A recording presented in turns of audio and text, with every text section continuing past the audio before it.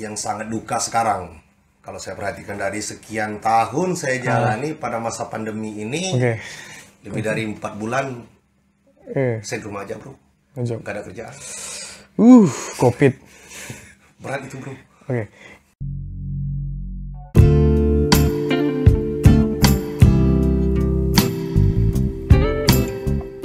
Selamat datang kembali di channel ini bersama Senopan Kurniansah di sini.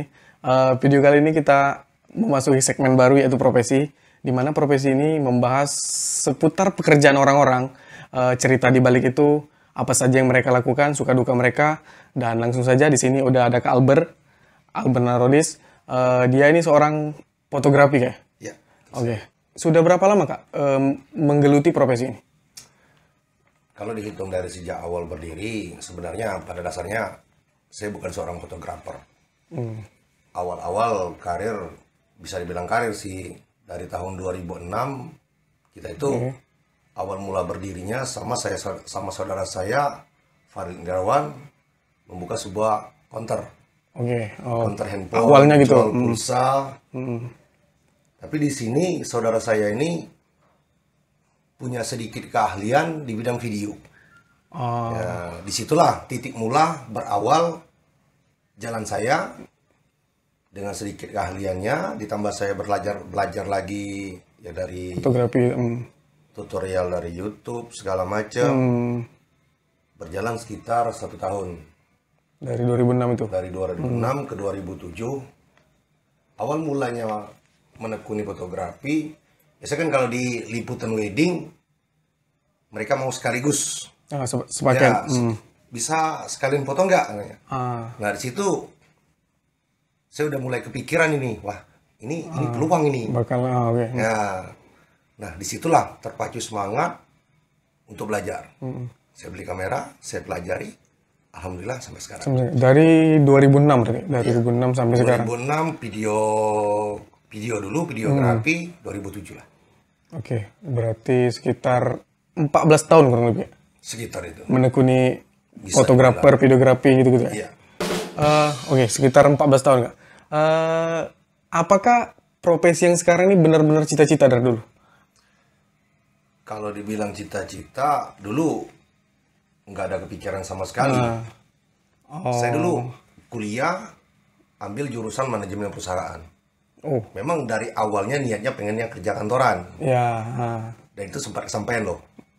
Oke. Di tahun 2004, saya keterima kerja di PT.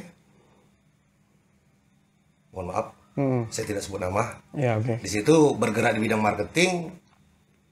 Saya sebagai supervisor. Di sana membawahi 15 orang anak buah.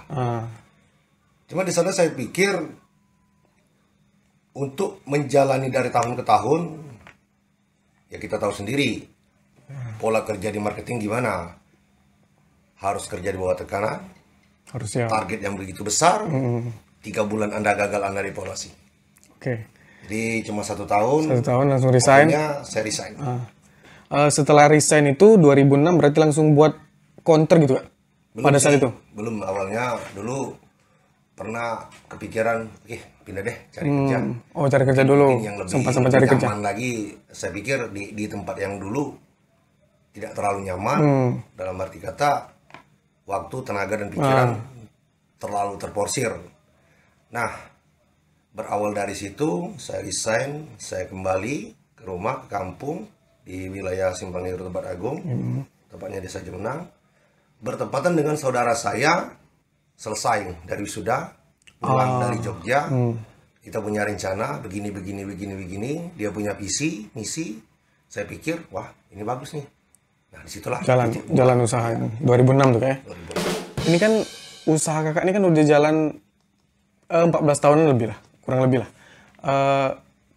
Pasti ada suka dukanya. Suka dukanya apa sih Kak? Mulai dari suka dulu lah. Setiap usaha, setiap pekerjaan itu pasti mempunyai suka duka. Tapi di sini saya menganggap sukanya lebih banyak ketimbang dukanya. Memang ada, cuman itu masih dalam tahap kewajaran. Suka yang pertama, kita bisa bekerja, apalagi di bidang fotografi ya. Ya selaku fotografer bisa dibilang masih amatir sih kalau aku bilang di kawasan sini. Kita kan cuma berkecimpung di daerah Sumatera Selatan. Iya. Itu pun khususnya wilayah daerah Prabu Mulih dan Muara Enim. Sukanya pertama kita bisa manage waktu kita. Oke. Jadi di sini dapat tawaran job itu bebas kita mau ambil apa enggak. Oh iya benar. Jadi di sini tidak ada keterikatan. Setelah kita sepakat deal, nah kita baru dapat ikatan bahwa pada hari itu kita harus kerja. Itu pertama sukanya. Setelah itu kita selama bekerja otomatis toh pindah tempat dari sini ke sini ke sini. Daerah-daerahnya Nah, enggak. apalagi kalau namanya liputan wedding, kadang-kadang ke daerah sini, ke daerah sini. Di sana kita menemukan pengalaman baru, orang-orang baru, teman baru, bahkan relasi baru. Iya, kadang-kadang belum pernah ke situ kan. Belum pernah ke situ, jadi kita tahu adat istiadat di sana, tata cara di sana, kadang-kadang menemukan hal yang menarik. Nah, itu suatu kesenangan tersendiri bagi saya itu. Yang susah lah buat dibeli kalau gitu. Kalau dukanya? Duka. Sebenarnya duka bisa dibilang nggak terlalu duka. Paling kalau pas ada lah kan. liputan wedding, pada waktu selesai acara resepsi, baik itu mungkin resepsi pernikahan biasa atau standing party, orang pas jam makan siang mereka. Oh iya. Nah, di sana kita yang ngerti aku.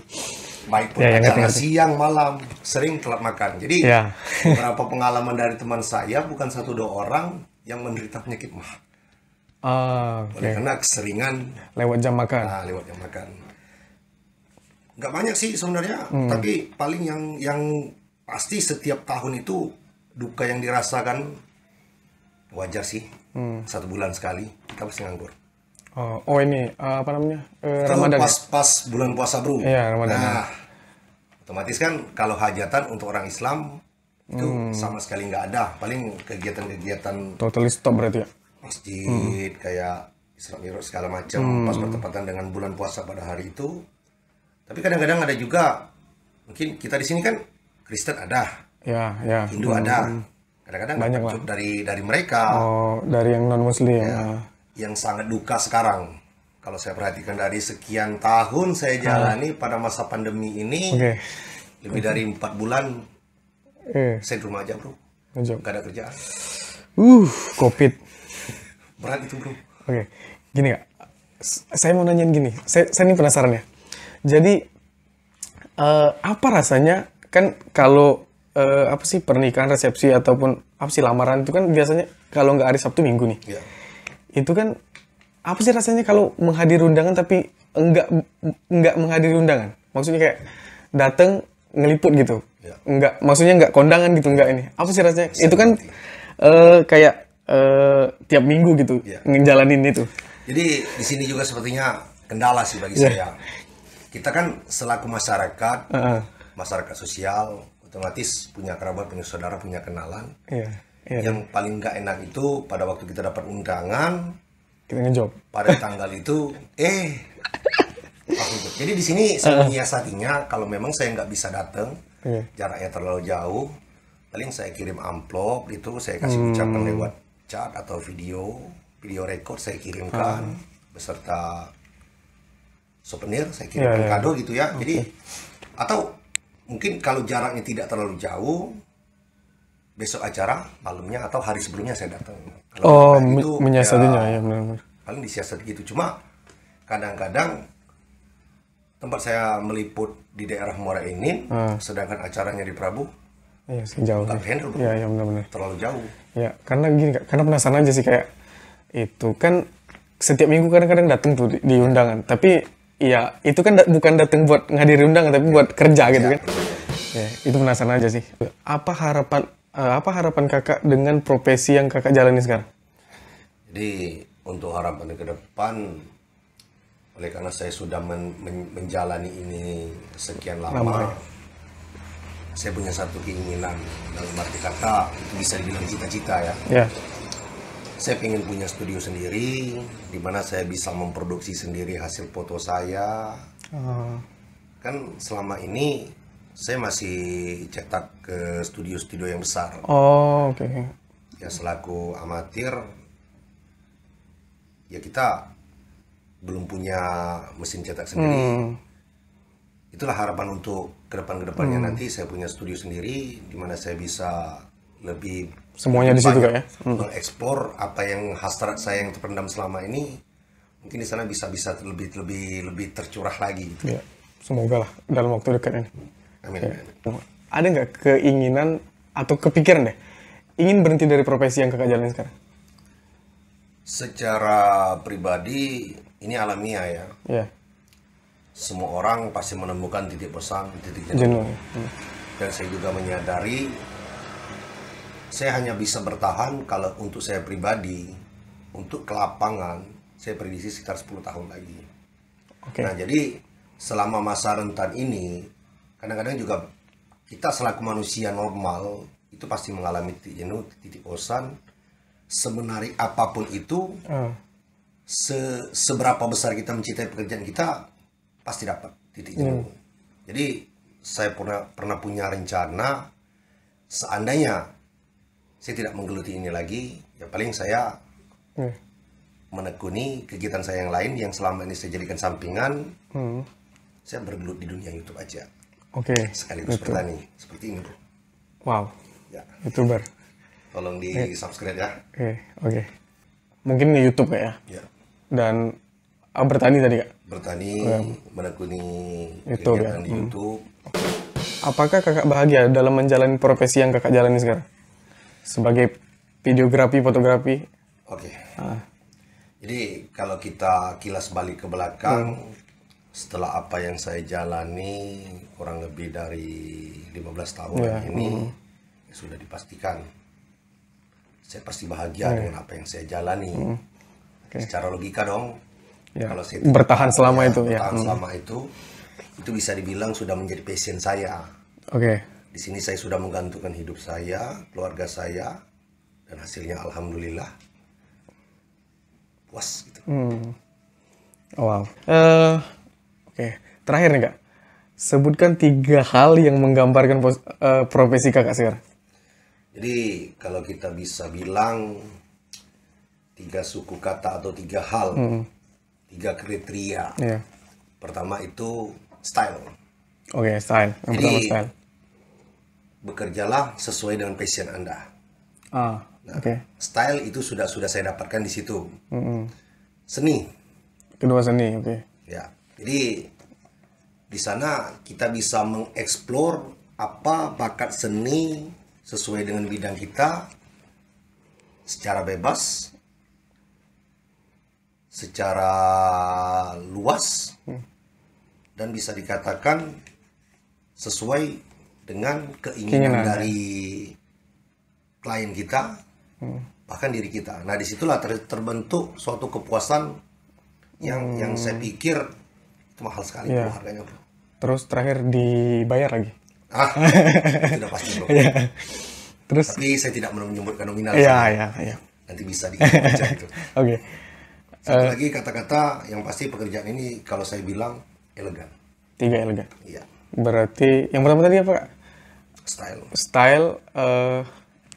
Yang kedua? Seni. Ketiga elegan. Elegan. Oke. Itulah dari Kak Albert Narolis, seorang fotografer dan videografi wedding, ya gitu. Beliau juga mempunyai YouTube, ya nggak? Kak, YouTube-nya apa sih Kak namanya? Seperti ini. Albert Narolis ya? Narolis. Nama Kak Albert sendiri. Kontennya apa sih Kak? Itu biasanya berkenaan dengan musik. Musik, oke. Terutama kalau sebelum musim pandemi itu biasanya musik, hiburan di tenda, organ. Oh ya. Ya, seperti itu. Sekarang lebih ke pemuda ya, cover lagu. Jadi kita efektif dan kreativitas di rumah selama masa pandemi. Iya, apa namanya? Itu kan ngumpulin orang-orang yang bisa nyanyi itu. Bisa nggak kalau orang-orang pengen datang sini, Kak pengen kapan, bisa nggak ke situ? Bisa ya? Bisa nanti kalian hubungin aja ke Albert. Nanti saya taruh lah ini sosmed Kak Albert di sini. Mungkin itu aja di profesi kali ini, profesi fotografi dan videografi bersama Kak Albert Narolis. Dan terima kasih yang udah nonton. Kita ketemu di video selanjutnya.